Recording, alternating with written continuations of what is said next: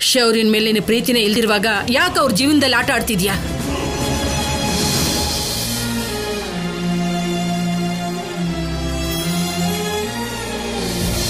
ನಾಳೆ ಸಿನಿಮಾದಲ್ಲಿ ನನ್ನ ಪರ್ಫಾರ್ಮೆನ್ಸ್ಗೆ ಇದು ಉಪಯೋಗ ಆಗುತ್ತೆ. ಇಲ್ಲಿಂದಾನೇ ಶುರು ಮಾಡೋಣ. ಎಂತ ಮಾತಂದ್ರಿ ಅಜ್ಜಿ? ನನಗ್ ನ್ಯಾಯ ಕೊಡ್ಸ್ಬೇಕಾಗಿರೋ ನೀವೇ ಹೀಗ್ ಮಾತಾಡಿದ್ರೆ ನನಗ್ ನ್ಯಾಯ ಸಿಗುತ್ತಾ? ನಾನು ಯಾವತ್ತಾದ್ರೂ ನಿಮ್ ಮಾತಿಗೆ ಎದುರು ಮಾತಾಡಿದೀನ? ಶೌರ್ಯನ್ ಮೇಲೆ ಪ್ರೀತಿ ಇಲ್ದಿದ್ರೆ ನನ್ ಮಗುನ್ ಹೆರ್ತಿದ್ನಾ?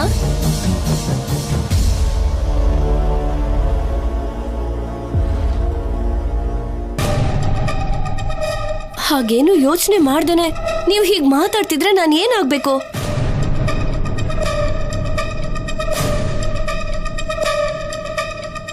ನಿಮ್ ಸ್ವಂತ ಮೊಮ್ಮಗಳಿಗೋಸ್ಕರ ನನಗ ಅನ್ಯಾಯ ಮಾಡ್ತೀರಾ ಅಜ್ಜಿ? ನನ್ನ ನಡು ಬೀದಿಲ್ ಬಿಡ್ತೀರಾ? ನನಗ್ ಸಿದ್ದು ಜೊತೆ ಅಫೇರ್ ಇದೆ ಅನ್ನೋದೆಲ್ಲ ಸುಳ್ಳು.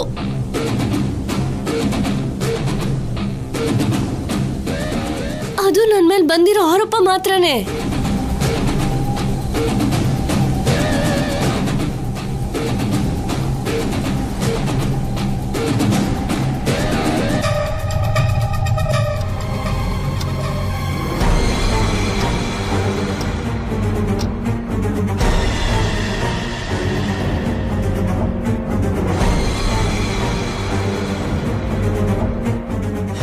ಇಷ್ಟೊತ್ತಿಗೆ ಅತ್ತೆ ಆ ಕಡೆಯಿಂದ ಕಲ್ಯಾಣಿ ತುಳಸಿ ಕಟ್ಟೆ ಹತ್ರ ಪೂಜೆಗೆ ಬರ್ಬೇಕಿತ್ತು. ಇನ್ನೂ ಯಾಕೆ ಬಂದಿಲ್ಲ ಇವರು? ಕೋರ್ಟ್ ತೀರ್ಪು ಬಗ್ಗೆ ಯೋಚನೆ ಮಾಡ್ತಾ ಇವ್ರಿಗೆ ನಿದ್ರೆ ಬಂದಿಲ್ವೇನೋ ಪಾಪ.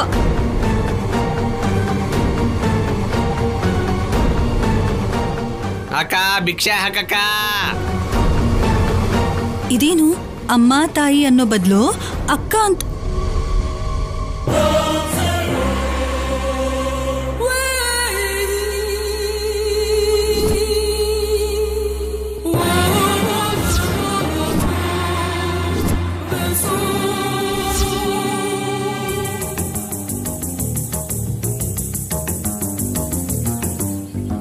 ಅಯ್ಯೋ, ಇವನ್ ಮತ್ತ್ಯಾಕ್ ಬಂದ ಇಲ್ಲಿ?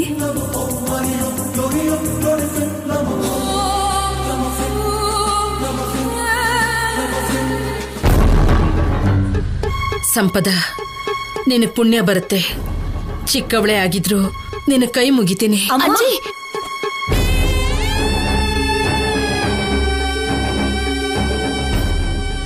ನೀವ್ ಯಾರಿಗೂ ಕೈ ಮುಗ್ದು ಬೇಡ್ಕೊಳ್ಳೋ ಅವಶ್ಯಕತೆ ಇಲ್ಲ.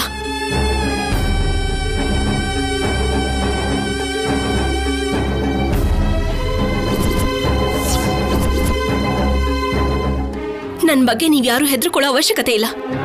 ಕೋರ್ಟಲ್ಲಿ ನಾನೇ ಗೆಲ್ಲೋದು.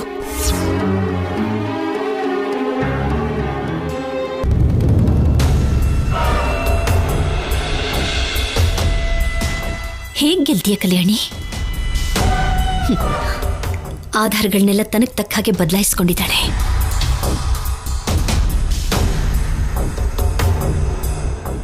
ತೀರ್ಪು ಇನ್ನೊಂದು ಸ್ವಲ್ಪ ಹೊತ್ತಲ್ಲಿ ಅವಳ ಪರವಾಗಿ ಆಗ್ಬಿಡುತ್ತೆ.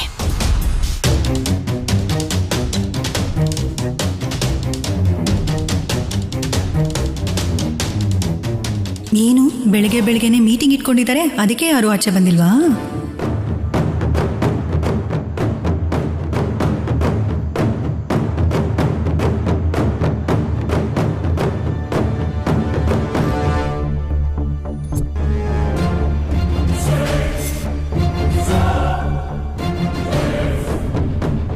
ಅಕ್ಕ ಭಿಕ್ಷೆ ಹಾಕಕ್ಕ.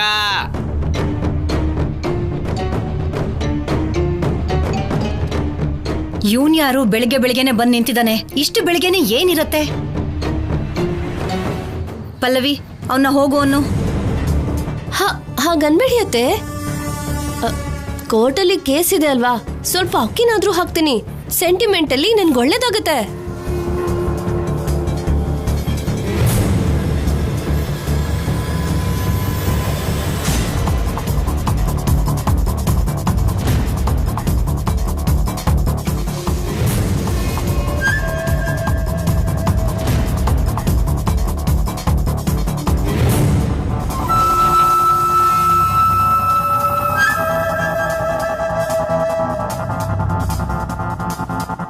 ಯಾಕಜ್ಜಿ ಅನವಶ್ಯಕವಾಗಿ ಅವಳ ಹತ್ರ ಕೇಳ್ಕೊತಾ ಇದ್ಯಾ? ಇನ್ನೇನ್ ಮಾಡೋಕ್ಕಾಗತ್ತೆ? ಇನ್ನೊಂದು ಸ್ವಲ್ಪ ಹೊತ್ತಲ್ಲಿ ಕೋರ್ಟಲ್ಲಿ ಇವಳ ಪರವಾಗಿ ತೀರ್ಪು ಬಂದೇ ಬಿಡುತ್ತಲ್ಲ. ಅದಕ್ಕೋಸ್ಕರ ಮುಂದೆ ಯಾವ ತೊಂದರೆನೂ ಕೊಡಬೇಡ ಅಂತ ಇವಳನ್ನ ಕೇಳ್ಕೊಳ್ಳೋಕ್ಕೋಸ್ಕರ ಹಾಗೆ ಮಾಡ್ತಿದ್ದಾರೆ.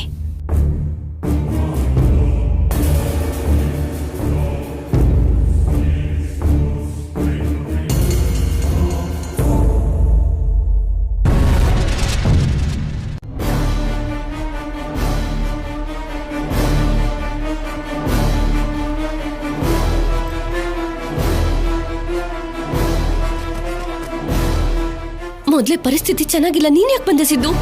ಪರಿಸ್ಥಿತಿ ಚೆನ್ನಾಗಿಲ್ದೇ ಇರೋದು ನಮ್ದು, ನಿನಗಲ್ವಲ್ಲ. ಯಾಕೆ ಅತ್ತೆ ಮನೆಗೆ ಬರ್ತಿದ್ದಾಗೇನೆ ಈ ಸಿದ್ದು ಜೊತೆ ಅಗತ್ಯ ಮುಗೀತು ಅಂತ ಅನ್ಸ್ತಾ?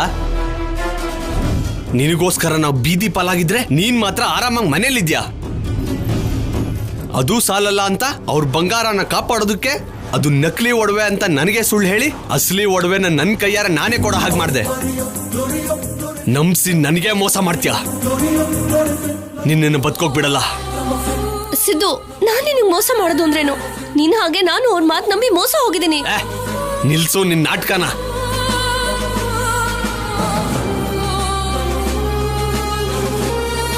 ಇವತ್ ನನ್ನ ಕೈಯಿಂದ ನಿನ್ ಸಾವನ್ನ ಯಾರು ತಡೆಯೋಕ್ಕಾಗಲ್ಲ ಸ್ಯಾಮ್. ಸಿದ್ದು ಸಿದ್ದು, ನೀನನ್ನ ಹೀಗೆ ಮಾತಾಡ್ತಿರೋದು? ಭಿಕ್ಷಕನ ಹತ್ರ ಇಷ್ಟೊತ್ತು ಏನ್ ಮಾತಾಡ್ತಾ ಇದ್ದಾಳೆ?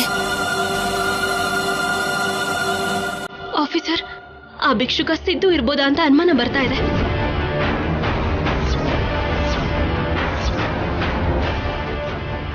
ನನಗೆ ಮೋಸ ಮಾಡ್ತೀಯ ಅಂದ್ರೆ ನಿನ್ನ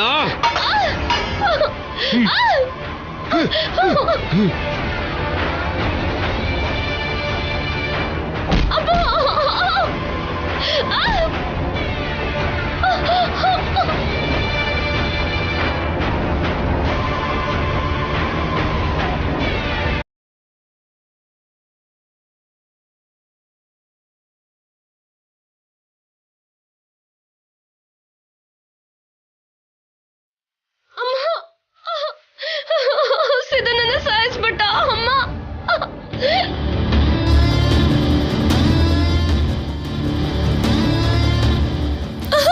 ಸಂಪದ, ಸಂಪದ, ಸಂಪದ, ಸಂಪದ, ಸಂಪದ ಏನಾಯ್ತು? ಸಂಪದ ಏನಾಯ್ತು? ಸಂಪದ, ಸಂಪದ, ಅಮ್ಮ.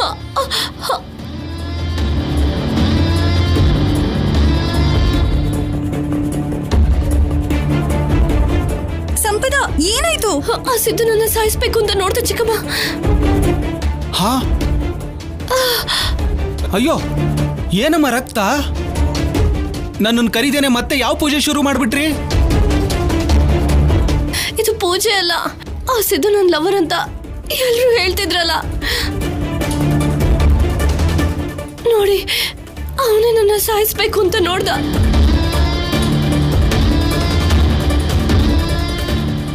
ಸಮಯಕ್ಕೆ ನನ್ನ ಗಂಡ ಬರ್ತಿದ್ದ ಹಾಗೆ ಓಡ್ ಹೋದ. ತುಂಬಾ ರಕ್ತ ಹೋಗ್ತಿದೆ, ಮೊದಲು ಹಾಸ್ಪಿಟಲಿಗೆ ಕರ್ಕೊಂಡು ಹೋಗೋಣ. ಇವತ್ತು ಕೋರ್ಟ್ಗೆ ಹೋಗ್ಬೇಕಲ್ವೇನಮ್ಮ? ಕರುಣಾಕರ್ ಅವರೇ, ಕಣ್ ಮುಂದೆ ಸಂಪದಾಗೆ ಅಷ್ಟು ರಕ್ತ ಹೋಗ್ತಾ ಇದ್ರೆ ಕೋರ್ಟ್ ಅಂತ ಹೇಳ್ತಿರಲ್ಲ.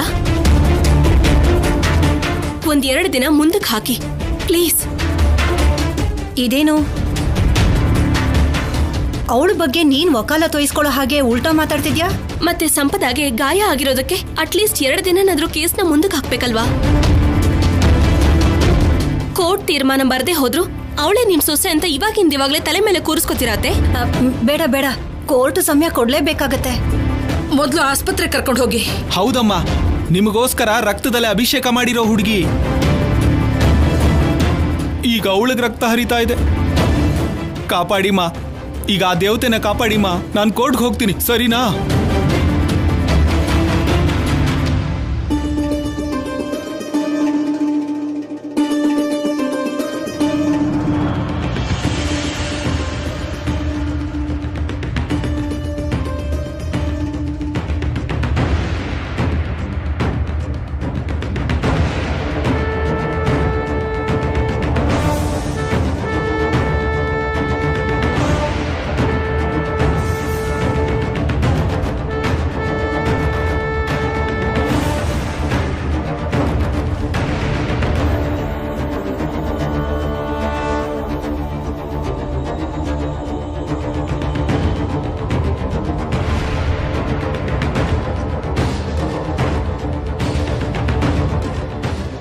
ಬೇಗ ಹೋಗು.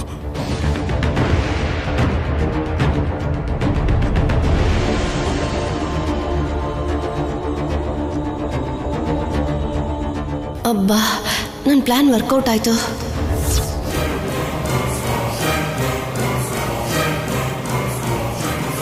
ಇವತ್ ನನ್ನ ಕೈಯಿಂದ ನಿನ್ ಸಾವನ್ನ ಯಾರು ತಡೆಯೋಕ್ಕಾಗಲ್ಲ ಸ್ಯಾಮ್. ಸಿದ್ದು, ನೀನ್ ಹೋಗಿರೋ ಬಂಗಾರದ ಬಗ್ಗೆ ಯೋಚನೆ ಮಾಡ್ತಿದ್ಯಾ? ನನ್ಗೊಬ್ಬ ದೊಡ್ಡ ಡೈರೆಕ್ಟರ್ ಸಿನಿಮಾದಲ್ಲಿ ಹೀರೋಯಿನ್ ಆಗಿ ಚಾನ್ಸ್ ಸಿಕ್ಕಿದೆ. ಡೈರೆಕ್ಟರ್ ಫೋನ್ ಮಾಡಿ ನನ್ನ ಹತ್ರ ಮಾತಾಡಿದ್ರು. ನಾನು ಆಡಿಷನ್ಗೆ ಹೇಗೆ ಹೋಗ್ಬೇಕು, ಕೋರ್ಟ್ ಕೇಸ್ನ ಹೇಗೆ ಮುಂದಕ್ಕೆ ಹಾಕ್ಬೇಕು ಅಂತ ಯೋಚನೆ ಮಾಡ್ತಿದ್ದೆ. ಆ ಭಿಕ್ಷುಕ ಸಿದ್ದು ಇರ್ಬೋದಾ ಅಂತ ಅನುಮಾನ ಬರ್ತಾ ಇದೆ.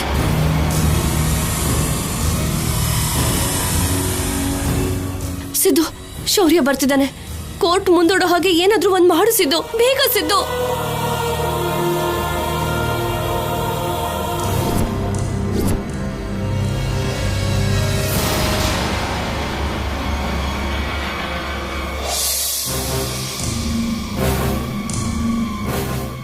ನನಗೆ ಮೋಸ ಮಾಡ್ತೀಯ ಅಂದ್ರೆ ನಿನ್ನ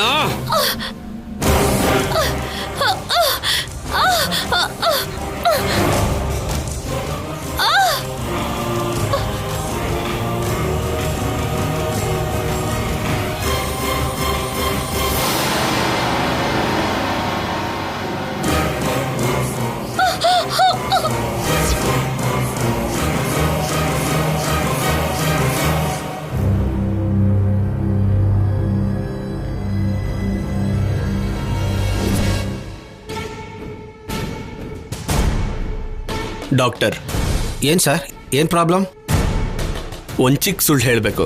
ಅಗತ್ಯಕ್ಕೆ ತುಂಬಾ ಜನ ಸುಳ್ಳು ಹೇಳಿ ಅಂತಾರೆ, ಆದ್ರೆ ಸುಳ್ಳು ಹೇಳೋದಕ್ಕೆ ಏನ್ ಟ್ರೀಟ್ಮೆಂಟ್ ಇರುತ್ತೆ ಹೇಳಿ? ಸುಳ್ಳು ಹೇಳಬೇಕಾಗಿರೋದು ನೀವು. What nonsense are you talking? ಇವಾಗೊಬ್ಳು ಪೇಷಂಟ್ ಬರ್ತಾಳೆ, ಗಾಯ ಆಗಿ ರಕ್ತ ಬರ್ತಿರೋ ಹಾಗೆ ತುಂಬಾ ಆಕ್ಟಿಂಗ್ ಮಾಡ್ತಾಳೆ. ನೀವು ಅದು ನಿಜಾನೇ ಅಂತ ಅವ್ರ ಜೊತೆ ಬಂದಿರೋರ್ನ ನಂಬಿಸಿ ಟ್ರೀಟ್ಮೆಂಟ್ ಮಾಡೋ ಹಾಗೆ ನಾಟಕ ಮಾಡಿ ನಿಮ್ ದುಡ್ಡು ನೀವು ತಗೊಳ್ಳಿ. ನೋ. ಎಸ್ ಅಂದ್ರೆ ನಿಮ್ಗೆ ಯಾವುದೇ ಥರದ ತೊಂದರೆ ಇರಲ್ಲ. ನೋ ಅಂದ್ರೇನೆ. ಎಷ್ಟೋ ಆಪರೇಷನ್ ಮಾಡಿರೋ ನಿಮಗೆ ನಾನು ಆಪರೇಷನ್ ಮಾಡಬೇಕಾಗಿ ಬರುತ್ತೆ.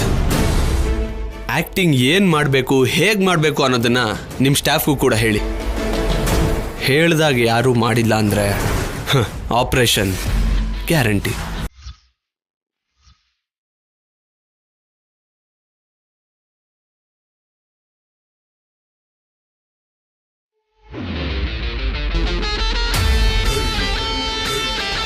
ಅರೆ ಡಾಕ್ಟರ್, ಬ್ಲಡ್ ತುಂಬಾ ಹೋಗಿರೋ ಆಗಿದೆ. ತಕ್ಷಣ ಆಪರೇಷನ್ ಥಿಯೇಟರ್ ಕರ್ಕೊಂಡೋಗಿ. ನೀವಿಲ್ಲೇ ಇರಿ.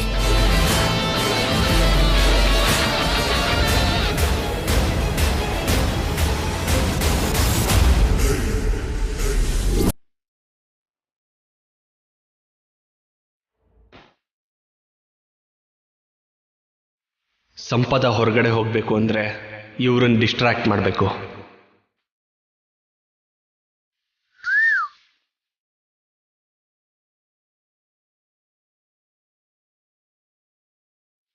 ಸಿದ್ದು, ಸಿದ್ದು, ಏಯ್ ಸಿದ್ದು ನಿಲ್ಲು.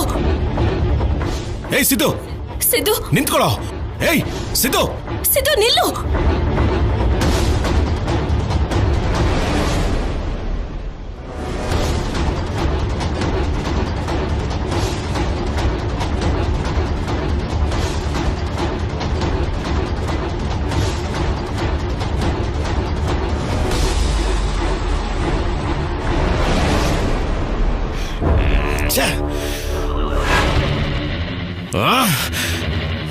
ಆಫೀಸರ್, ಮತ್ತೆ ಮಿಸ್ ಆದ.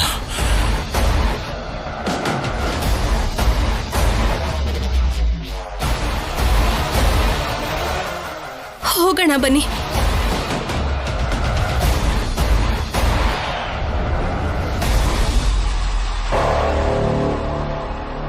ನನಗೆ ಪ್ರಜ್ಞೆ ಇಲ್ಲ.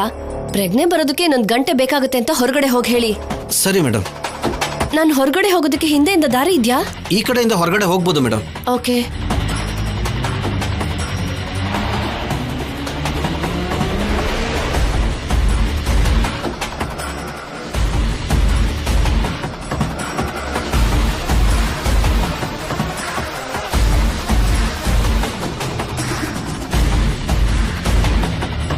ಡಾಕ್ಟರ್, ಸಂಪದ ಹೇಗಿದ್ದಾಳೆ? ಅವರು ದೊಡ್ಡ ಅಪಾಯದಿಂದ ತಪ್ಪಿಸ್ಕೊಂಡಿದ್ದಾರೆ. ಬ್ಲಡ್ ತುಂಬ ಹೋಗಿದೆ. ಟ್ರೀಟ್ಮೆಂಟು ಮಾಡಿದ್ದೀವಿ. ಪ್ರಜ್ಞೆ ಬರೋದಕ್ಕೆ ಇನ್ನೂ 1 ಗಂಟೆ ಆಗ್ಬೋದು. ಏನೂ ಪ್ರಾಬ್ಲಮ್ ಇಲ್ಲ ಅಲ್ವಾ ಡಾಕ್ಟರ್? ಇಲ್ಲ. Thank you doctor. ವೆಲ್ಕಮ್.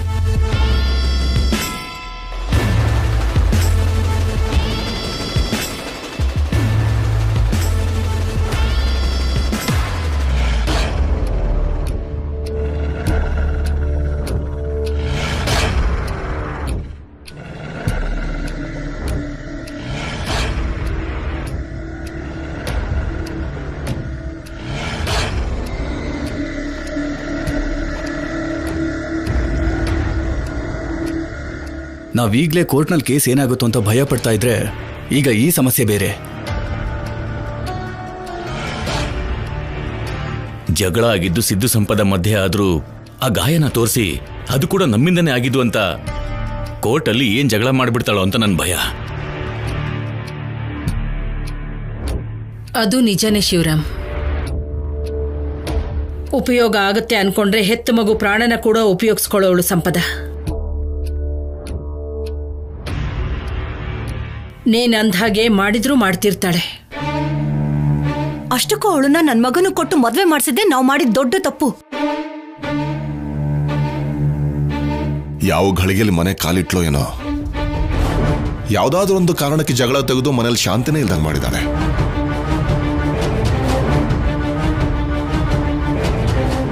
ಅದಕ್ಕೆ ಕಳ್ಳನ್ ಬುದ್ಧಿ 100 ರೀತಿ ಅಂತಾರಲ್ಲ ಹಾಗೆ.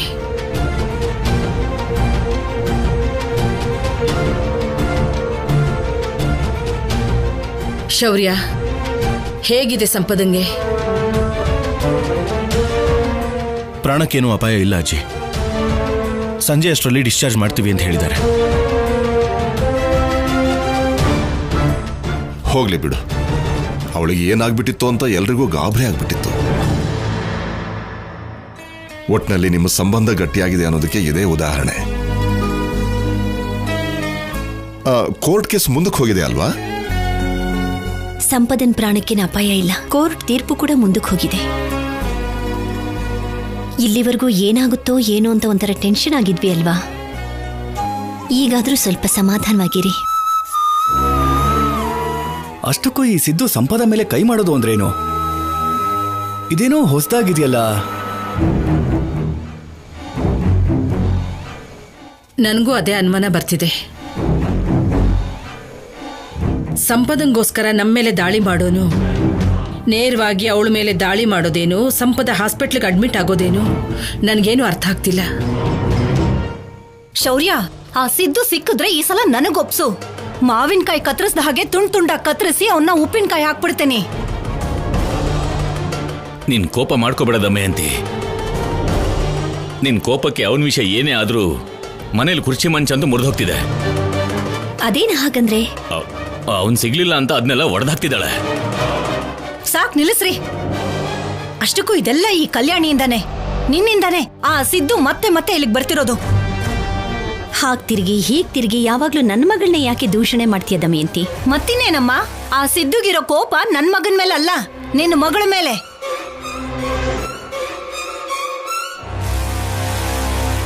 ಅಷ್ಟಕ್ಕೂ ಇಲ್ಲಿ ನಡೀತಿರೋದಕ್ಕೂ ನೀನ್ ಮಾತಾಡ್ತಿರೋದಕ್ಕೂ ಸಂಬಂಧ ಇದೆಯಾ ದಮಯಂತಿ?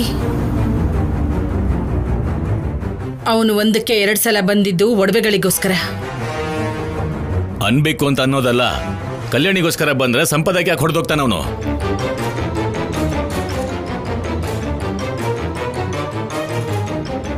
ಆ ಸಂಪದ ಏನಾಗಿತ್ತು ಅಂತ ಎಲ್ಲರೂ ಭಯ ಪಟ್ಟಿದ್ವಿ. ಅವಳಿಗೆ ಏನೂ ಆಗದೇನೆ ಚೆನ್ನಾಗೇ ಇದ್ದಾಳಲ್ವಾ? ಎಲ್ಲರೂ ಖುಷಿಯಾಗೇ ಇರಿ. ಯಾಕೆ ಇದೆಲ್ಲ?